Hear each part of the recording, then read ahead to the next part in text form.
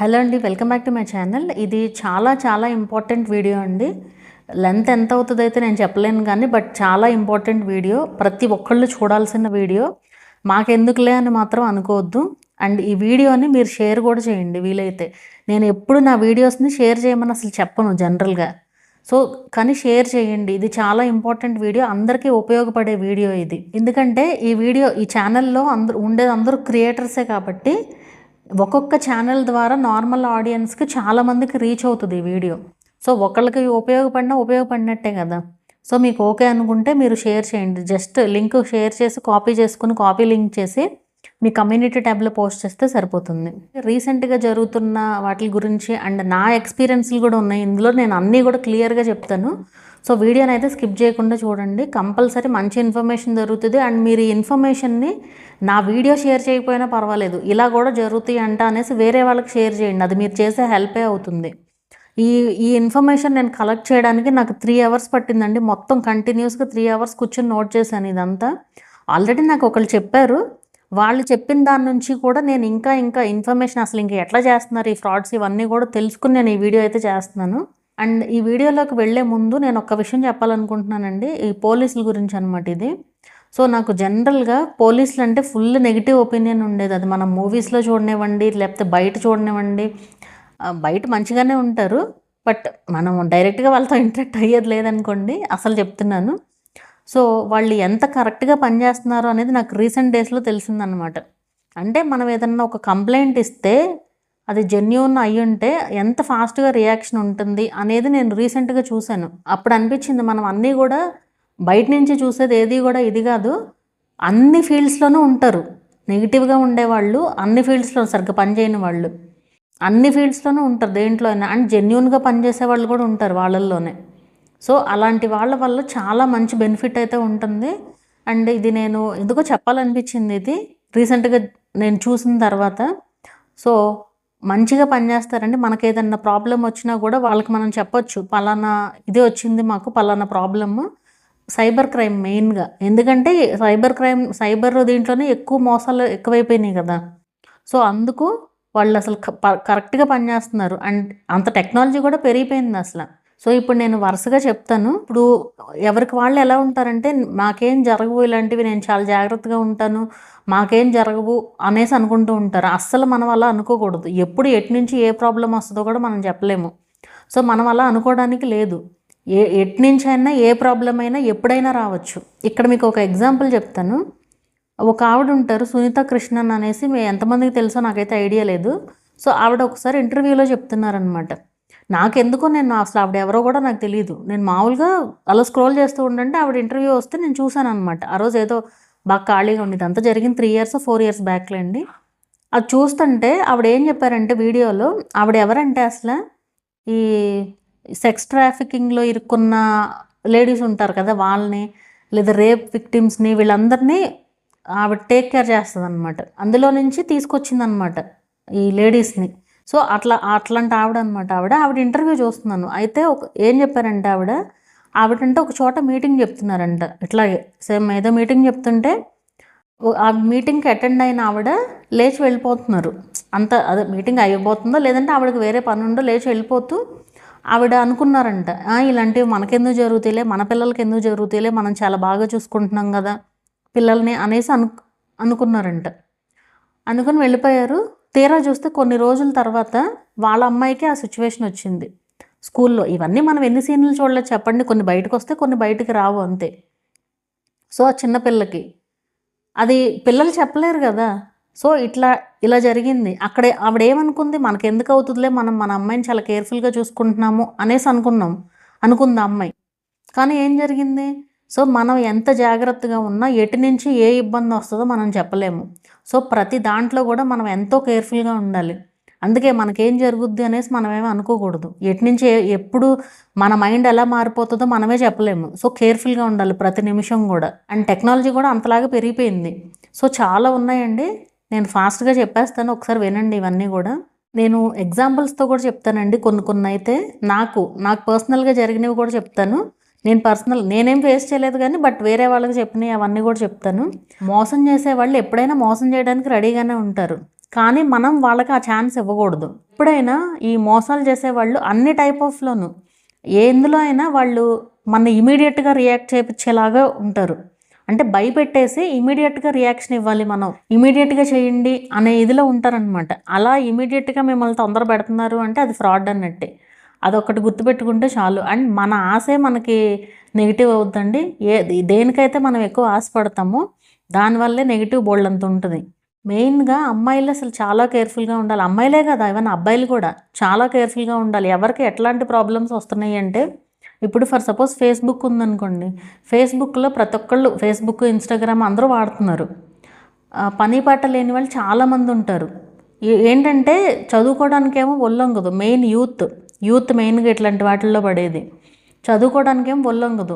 అమ్మాయి ఫోటో కనిపిస్తే చాలు ఆ ప్రొఫైల్‌కి మెసేజ్ పెట్టడం, వాళ్ళని ఏదో ఒక ఇది చేయడం అనమాట. ఏదో ఒకటి లైక్ కొంచెం బాగా మంచిగా మాట్లాడి వాళ్ళని పొగిడి అట్లా చేస్తే ఏంటంటే పడిపోతారు అమ్మాయిలు. ఇక వాళ్ళు కంటిన్యూ చేయడం అనమాట. ఇక వీడియో కాల్స్ అని అదని ఇదని ఏదోటి అట్లాగా. అలా తీసి అలా వాళ్ళు జెన్యూన్‌గానే ఉంటారు. అంత పొగుడుతున్నారు కాబట్టి మంచోళ్ళనే వీళ్ళు ఫీల్ అవుతా ఉంటారు. ఇదేంటంటే మనకి మూవీస్‌లో చూపిచ్చేవి అన్నీ కూడా మనకు బయట జరిగేవేనండి. వాటిల నుంచి చూసి నేర్చుకోవాల్సింది ఇంకా ఇదైపోతున్నారనమాట అమ్మాయిలు కూడా. సో అట్లా మనం మనకు తెలియని వాళ్ళతో అనేది ఎంత కేర్‌ఫుల్‌గా మాట్లాడాలో, అసలు ఎంతవరకు మాట్లాడాలో అంతవరకే మాట్లాడాలి. అందరూ జెన్యూన్‌గా ఉంటారు అనేసి అనుకోకూడదు. అది అబ్బాయిలైనంత అబ్బాయిలు ఫేస్ చేసే ప్రాబ్లమ్స్ కూడా ఉన్నాయి. ఒక అతనికి ఒక చిన్న పిల్లాడు లైక్ ఇంటర్మీడియేట్ చదివే పిల్లాడు. వాడికి ఏదో ప్రాబ్లమ్ ఉంది. పర్సనల్‌గా ఏదో ప్రాబ్లమ్ ఉందన్నమాట జెనెటికల్‌గా. అది వాళ్ళ ఇంట్లో వాళ్ళకి చెప్పలేడు. ఎవరికీ చెప్పలేడు. ఏంటనేది చెప్పలేక మామూలుగా ఫేస్‌బుక్‌లో లైక్ యాడ్స్ వస్తూ ఉంటాయి కదా! ఏదో మెడికల్‌గా ఏదో ఇట్లాంటి ప్రాబ్లమ్ సాల్వ్ చేస్తామని ఏదో యాడ్ చూసి వాళ్ళకి కాల్ చేశాడు. చేస్తే వాళ్ళు ఆ వీడియో కాల్ చేసి అంతా వరస్ట్ ఇంకంతా చెత్త వీడియో అనమాట. అంటే వీడియో కాల్ చేసి పర్సనల్ పార్ట్స్ అనేసి అట్లా వీడియో పెడతాం. ఇట్లా చేసి అబ్బాయిలు కూడా మరి అబ్బాయే కదా! పోనీ అమ్మాయిలంటే ఇట్లా చేశారనుకోవచ్చు. కామన్‌గా జరుగుతూ ఉంటుంది కాబట్టి కేర్‌ఫుల్‌గా ఉండాలని ఇయన్నీ చెప్తాం. బట్ అబ్బాయిలకి కూడా అలాగే జరిగిందనమాట. అంటే నేను మొత్తం క్లియర్‌గా చెప్పలేను గానీ, సో అట్లా ఆ వీడియోని తీసుకెళ్ళిపోయి వాళ్ళ ఫ్రెండ్స్‌కి పంపించేసి అట్లా రచ్చ చేశారనమాట. అది ఏంటి అక్కడ జరిగిందేంటి? అతనికి ఉండే ప్రాబ్లమ్ అతని ఇంట్లో చెప్పకుండా ఎవరికో తెలియని వాళ్ళకి చెప్పాలి అనేసి అనుకున్నాడు. వాళ్ళు అట్లా ఆ వీడియో ఇతను డబ్బులు ఇవ్వలేదని చెప్పి డబ్బులు ఇవ్వమని డిమాండ్ చేయడం అనమాట. డబ్బులు ఇవ్వలేదని అలా పోస్ట్ చేయడం వీడియోస్‌ని. సో అట్లా మనకి ఎదురుగుండా మనిషి లేడు అంటే మనం ఏది నమ్మడానికి లేదండి. ఇప్పుడు ఎదురుగుండా మనిషి ఉన్నా కూడా నమ్మలేకుండా అయిపోయింది. ఇప్పుడు ఈ ఆర్టిఫిషియల్ ఇంటెలిజెన్స్ వచ్చిన తర్వాత ఎదురుగుండా మనిషి వీడియో కాల్‌లో ఉన్న మనిషి మన మనిషా కాదా? మనకు తెలిసిన వాళ్ళే మాట్లాడతారు. కానీ వాళ్ళు కాదు. అలా అయిపోయినాయి ఈ రోజులు. ఇక్కడ మీకు ఒక ఎగ్జాంపుల్ చెప్తాను. ఇది జరిగింది కేరళలో జరిగిందంటండి. ఒక 50+ ఇయర్స్ ఆయన అనమాట. అయితే అతనికి ఒకరోజు ఒక కాల్ వచ్చింది. ఫస్ట్ వాళ్ళ వేరే ఫోన్ నుంచి కాల్ వచ్చిందనమాట. వేరే ఫోన్ నుంచి కాల్ వచ్చి వాయిస్ క్లోనింగ్ కూడా చేయొచ్చు కదా! సేమ్ వాళ్ళ ఫ్రెండ్ వాయిస్తోనే ఇలా నేను హాస్పిటల్‌లో ఉన్నాను. నాకు చాలా అర్జెంట్‌గా రూ. 40,000 కావాలి అనేసి కాల్ చేశారంట. సరే ఫ్రెండే కదా అనేసి వీళ్ళు అంటే ఫస్ట్ ఆలోచించారు. అంటే ఎప్పుడు అడగని వాళ్ళు ఇలా ఎందుకు మనీ అడుగుతున్నారా అనేసి ఆలోచించి, సరే నేను ఒకసారి నువ్వో కాదో కన్ఫర్మ్ చేసుకుంటాను. వీడియో కాల్ చేస్తానంటే వీడియో కాల్ చేశారు. వీడియో కాల్ చేసినా కూడా వాళ్ళ ఫ్రెండే మాట్లాడుతున్నారు అక్కడ. సరే ఫ్రెండే కదా అనేసి 40,000 వేశారంట. సరే అయిపోయింది. ఇంకో గంటకి ఇంకో 1,00,000 కావాలి అనేసి అడిగారంట. అడిగేసరికి అతనికి డౌట్ వచ్చింది. డౌట్ వచ్చి వాళ్ళ ఫ్రెండ్ నెంబర్ ఉంటుంది కదా! ఆ నెంబర్‌కి కాల్ చేశారనమాట. కాల్ చేస్తే అసలు అతను ఎక్కడో వేరే ఊర్లో అతను జాబ్ చేసుకుంటూ ఉన్నారు. అతనికి చేసి అదేంటి నువ్వు ఇప్పుడే కదా కాల్ చేసావు 40,000 ₹1,00,000 అడుగుతున్నావు అంటే నేనెక్కడ చేయడం ఏంటి అసలు నేను నా జాబ్‌లో ఉన్నాను. నేను ఆఫీస్‌లో ఉన్నాను అనేసి చెప్పారంట అతను.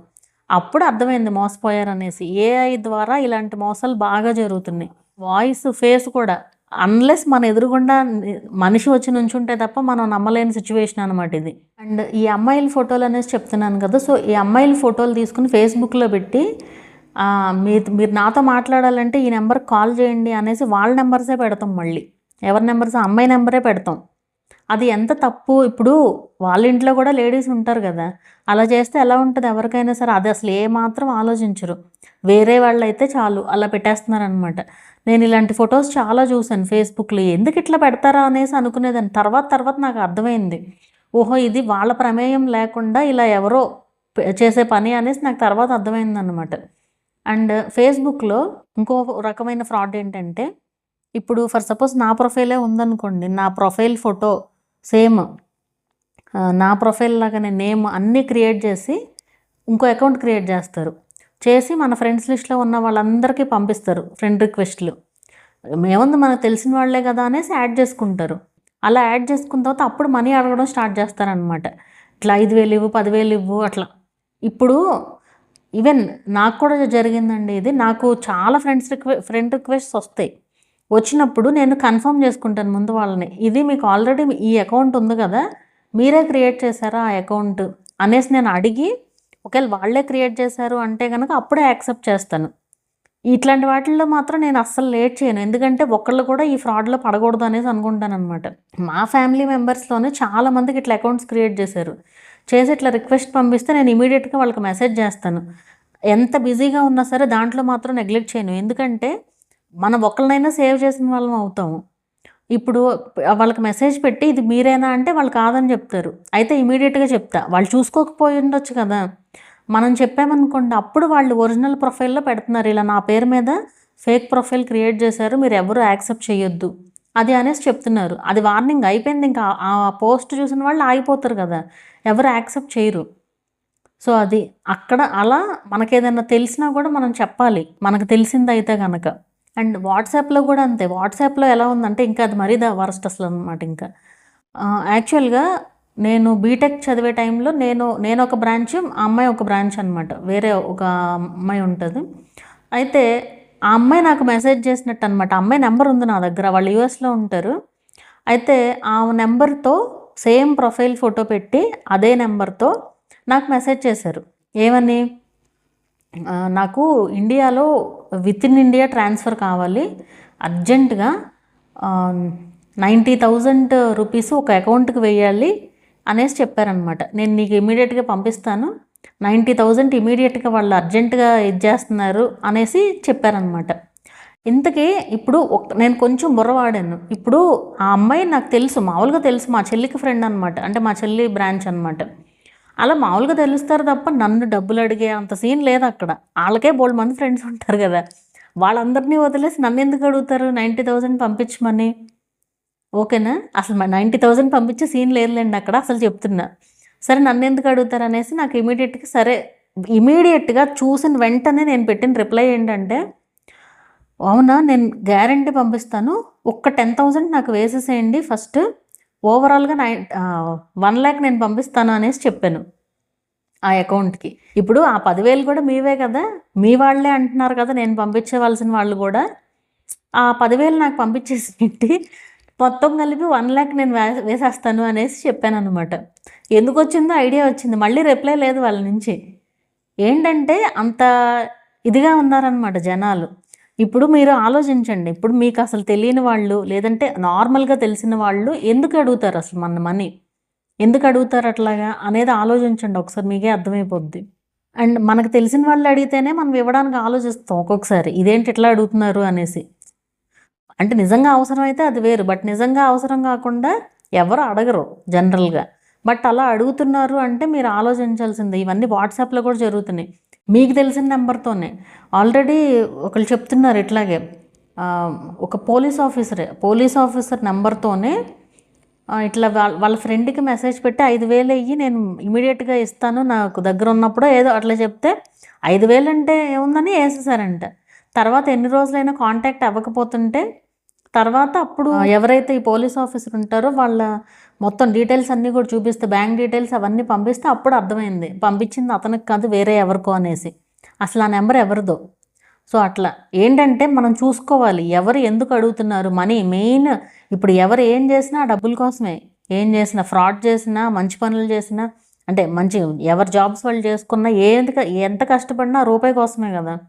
సో ఆ రూపాయిని మనం వేరే వాళ్ళకి ఇచ్చేటప్పుడు ఒకసారి ఆలోచించాలి, వాళ్ళు ఎందుకు అడుగుతున్నారు, వాళ్ళకి ఏం అవసరం ఉండి అడుగుతున్నారు, జెన్యూన్ పర్సన్నా కాదా, ఇవన్నీ ఆలోచించుకొని చేయాలి, తొందరపడి చేయకూడదు ఏదైనా సరే.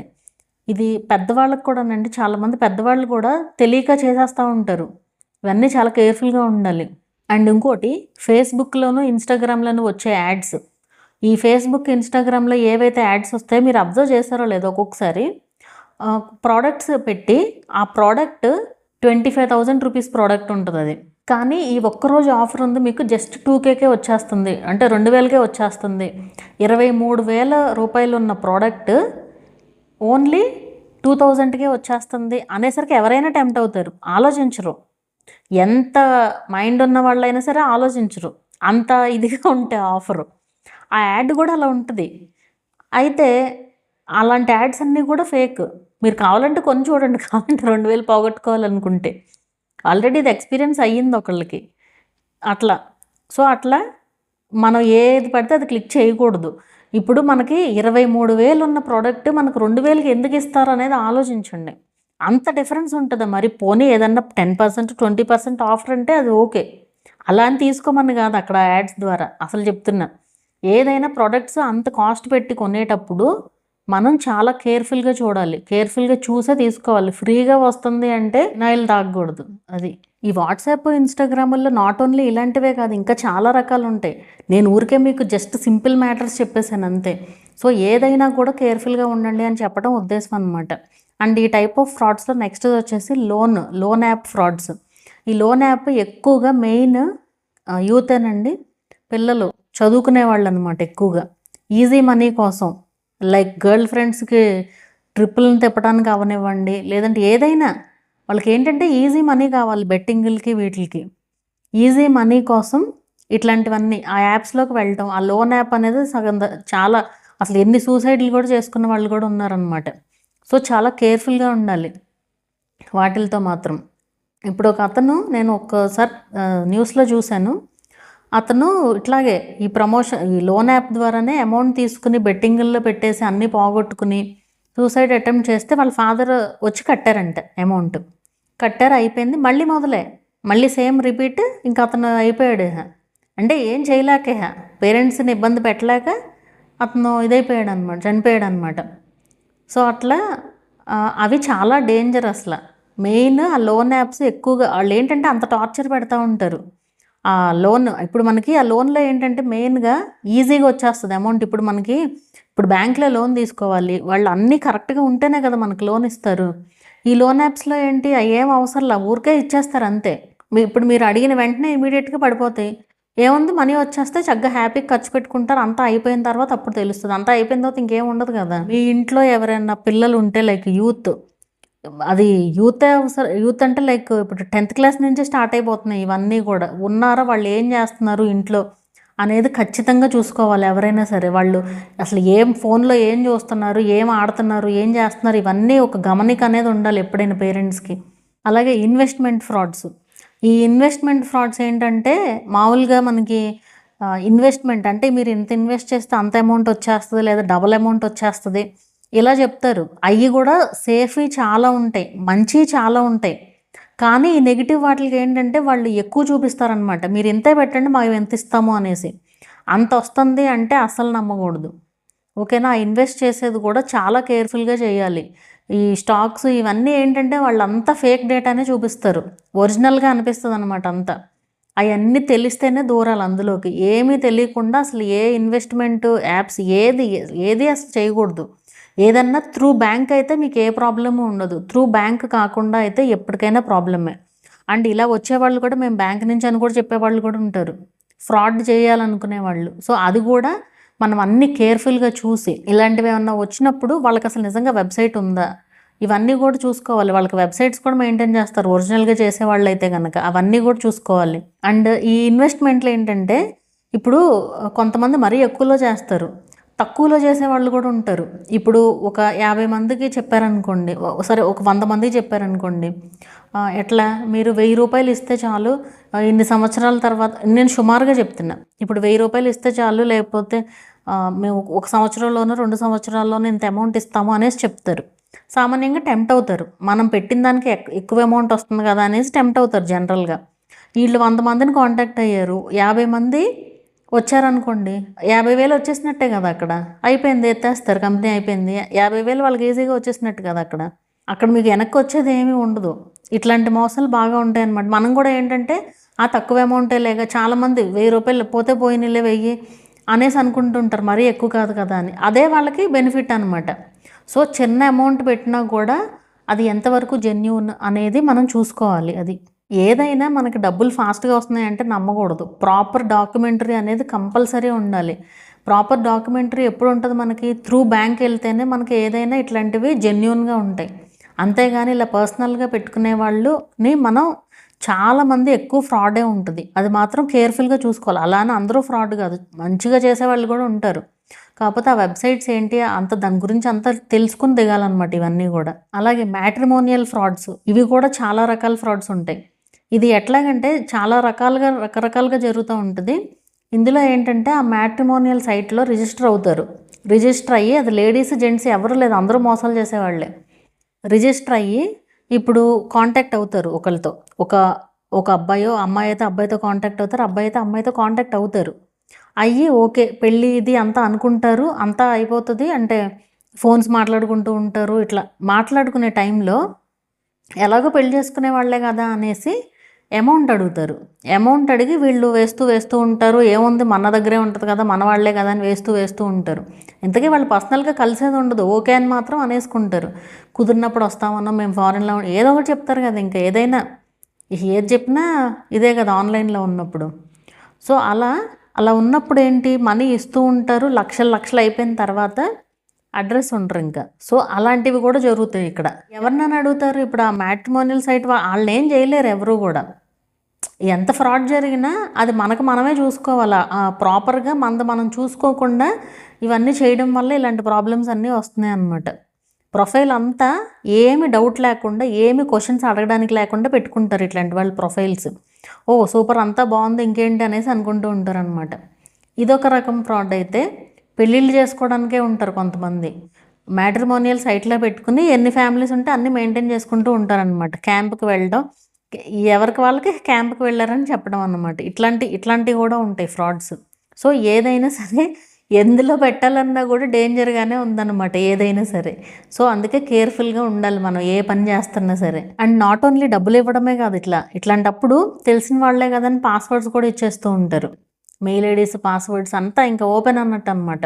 ఇంకా అంతలాగా అయిపోయిన తర్వాత పాస్వర్డ్ని మార్చేసి మళ్ళీ డబ్బులు ఇవ్వమని, వాటికి డబ్బులు ఇవ్వమని చేయడం, ఇట్లాంటివి కూడా ఉంటాయి.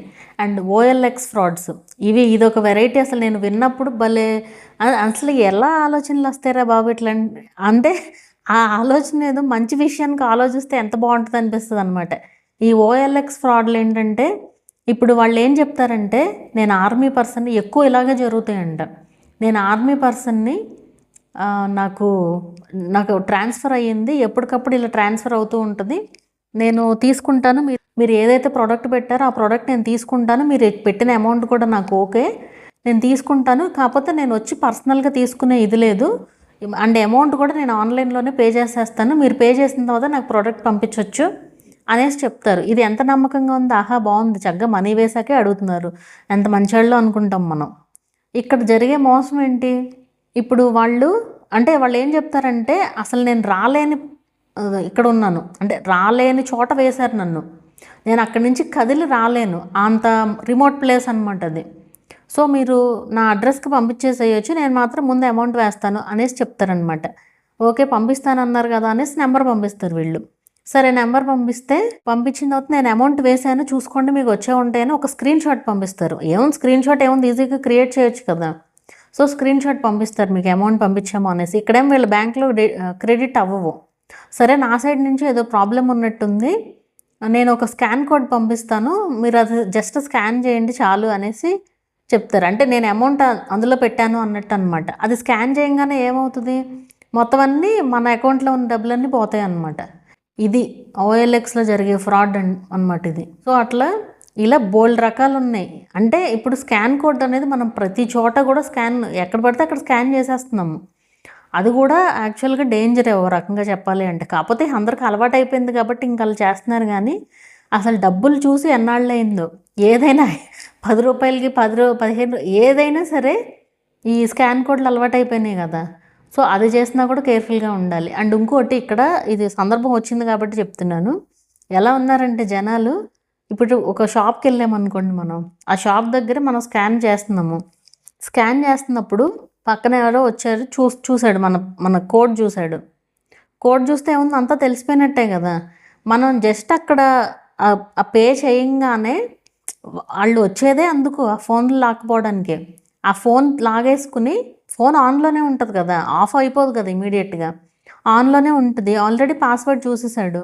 ఎన్ని కావాలంటే అన్ని కొట్టేసుకుంటారు వాళ్ళ నెంబర్కి. అలా ఉన్నారు జనాలు. సో కేర్ఫుల్గా ఉండండి. ఏదైనా కూడా మీకు ఇవన్నీ చెప్తే భయపెట్టినట్టుగా ఉండొచ్చు. ఇవన్నీ నిజంగా జరుగుతున్నాయి, బయట జరుగుతున్నాయి కాబట్టే కేర్ఫుల్గా ఉండమనేసి చెప్తున్నాను అనమాట. అది మన ఈ చుట్టుపక్కల ఏం జరుగుతుంది అనేది ఆరాతో ఉండాలన్నమాట. అది ఈ ఓటీపీ ఫ్రాడ్స్ ఎట్లా ఉంటాయంటే, సో ఒక కొరియర్ వస్తుంది అనమాట మనకి. ఈ క్యాష్ ఆన్ డెలివరీయే కదా అనేసి, క్యాష్ ఆన్ డెలివరీ అని చెప్పి ఒక కొరియర్ వస్తుంది. ఇప్పుడు మనం అసలు ఏం చేయలేము, మేము అసలు ఏం చేయలేదు ఆర్డర్ అని చెప్పినా వాళ్ళు ఒప్పుకోరు. మాకేం తెలీదు, ఇది కొరియర్ మీకే వచ్చింది అనేసి గట్టిగా వాదిస్తారనమాట. అలా వాదించినప్పుడు మనం తీసేసుకోవాలి అనేసి, సరే మీకు రాలేదంటున్నారు కదా, నేను ఒక ఓటీపీ చెప్తాను, ఆ ఓటీపీ క్లిక్ చేయండి అంటే, ఇక్కడ ఏంటంటే ఈ వచ్చినవాడు మీడియేటర్ అన్నట్టు అనమాట. ఆ హ్యాక్ చేసేవాడు వేరే వాళ్ళు ఉంటారు. ఆ ఓటీపీ ఏదైతే మనం ఎంటర్ చేస్తామో, ఎంటర్ అవ్వగానే మొత్తం మన ఫోన్ హ్యాక్ అయిపోయినట్టేనమాట. ఆ ఓటీపీ చెప్తాను, ఆ ఓటీపీ ఇస్తే మీ ఆర్డర్ క్యాన్సిల్ అయిపోతుంది చెప్తే, అది అక్కడ ఎంటర్ చేస్తే మీ ఇది ఆర్డర్ క్యాన్సిల్ అయిపోద్ది అనేసి చెప్తారనమాట. సో మనం ఆర్డర్ చేయకుండా ప్రోడక్ట్ వస్తే తీసుకోవద్దు. అది కూడా పెద్ద ఫ్రాడ్ అనమాట ఇక్కడ. ఇది చాలా సింపుల్ది. ఇట్లాంటి ఇంక బోల్డన్ని ఉన్నాయి. మనకి ఓటీపీ రాకుండా ఏది చెప్పకూడదు. అండ్ రీసెంట్గా ఒకళ్ళు మెసేజ్ పెట్టారు, ఏంటంటే వాట్సాప్ హ్యాక్ చేసి, మీ వాట్సాప్ ఇంకా రాదు మీకు, నాకు ఇంత డబ్బులు వేయండి, నేను ఒక స్కాన్ కోడ్ పంపిస్తాను, ఆ స్కాన్ కోడ్కి ఇంత అమౌంట్ వేయండి, అంత వేస్తేనే మీ వాట్సాప్ మీకు వస్తుంది అనేసి. ఇట్లాంటి ఫ్రాడ్లు కూడా ఉంటాయి. సో మనం ఎవరు ఏది చెప్పినా సరే ఏది నమ్మకుండా ఉంటే బెటర్. అది.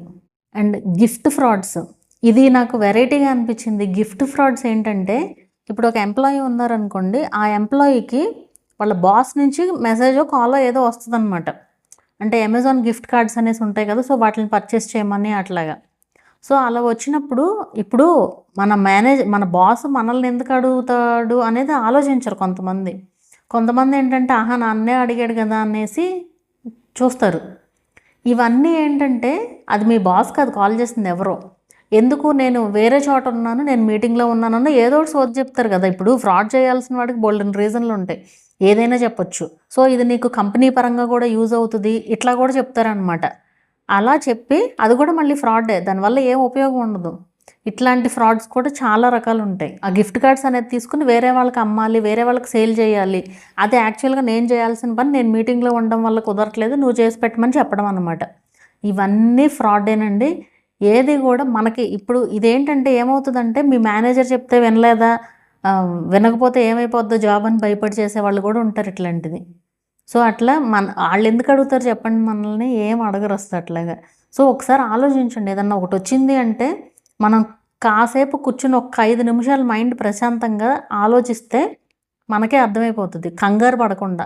మెయిన్ జనాలు కంగారులోనే కదా ఏదైనా మిస్టేక్ చేసేది. సో ఒక 5 నిమిషాలు కూర్చుని ఆలోచిస్తే అర్థమైపోద్ది. అండ్ ఇంకోటి ఫోన్ కాల్ ఫ్రాడ్స్.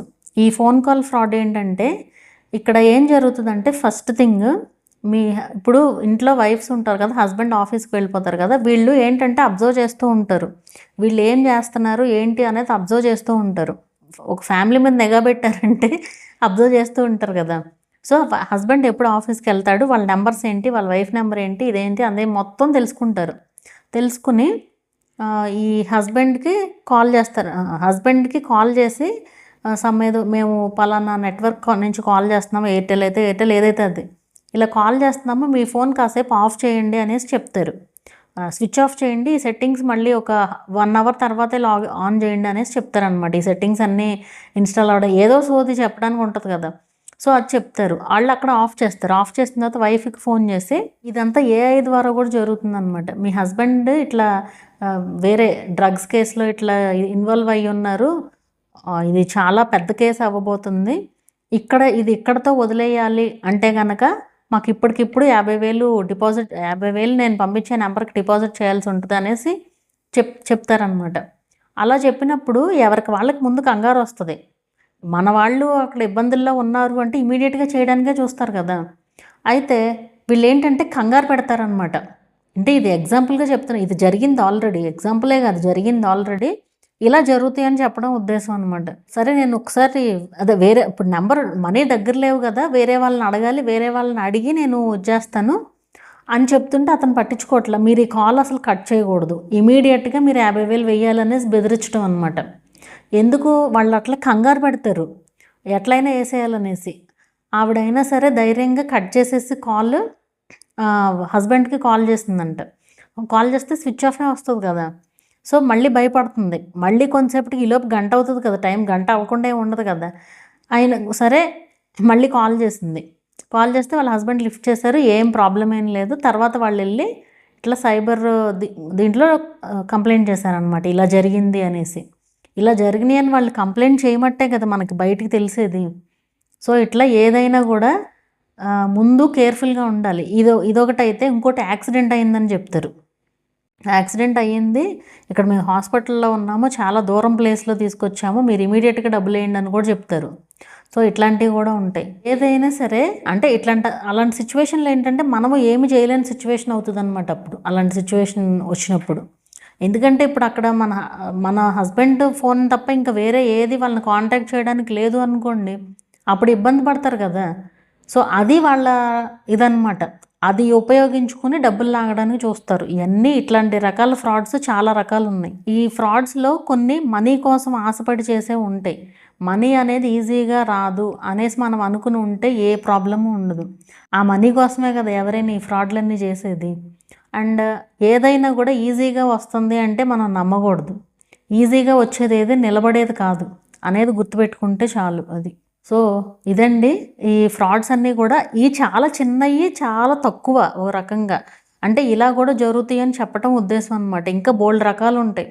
మీరు ఏదైనా సరే ఇట్లాంటివి ఏదన్నా జరిగినప్పుడు ఆలోచించండి, ఇది ఎంతవరకు కరెక్ట్ అనేది ఆలోచిస్తే మీకే ఒక ఐడియా వస్తుంది. ఎవరిదన్నా సపోర్ట్ తీసుకోండి ఫ్రెండ్స్ది.